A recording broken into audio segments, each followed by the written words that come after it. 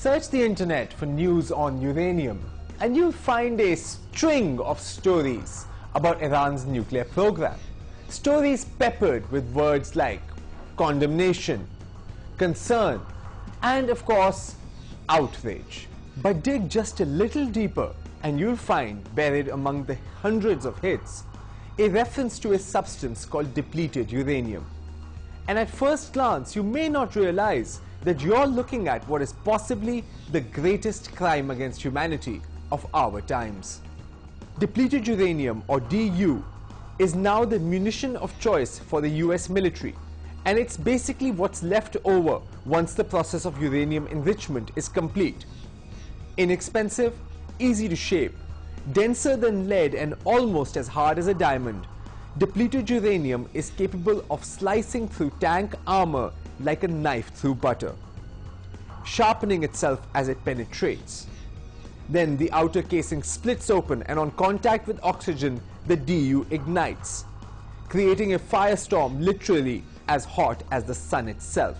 Nothing survives. With its incredible success on the battlefields of Kosovo and Iraq, DU is now used in everything from tank shells and armor to artillery and aircraft rounds. And every country with uranium capability is trying to get in on the act. So just another toy for the uniformed boys to play with.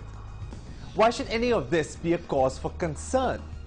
Well, simply because, unlike other weapons, DU keeps on killing and maiming long after the guns have fallen silent. Because DU, like Agent Orange in Vietnam and the newer dime bomb used in Gaza, is a genotoxic weapon capable of mutating human DNA itself. The first warning signs came in the early 90s when Gulf War syndrome first hit the headlines. Hair loss and chronic fatigue were reported among US soldiers in Gulf War I. A number of explanations were given. It was Saddam's chemical weapons at work. It was the cocktail of drugs given to coalition soldiers to counter those weapons. Others blamed the fumes from burning oil wells, and some even said it was just a figment of the soldiers' imaginations. But fast forward a couple years to when NATO was bombing the Serbians in Kosovo, and a pattern begins to emerge. This time, it was dubbed the Balkan Syndrome.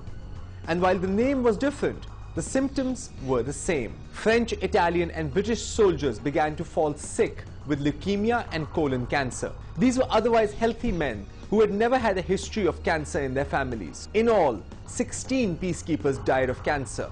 And since these were NATO soldiers, inquiries were held and questions were asked. But both the US military and the British Ministry of Defense remained adamant that the depleted uranium poses no risks, that it's no more radioactive than the TV you're watching this on. One specialist even said that you could sleep on a bed of uranium bullets for 20 years and never get cancer, which is of course true.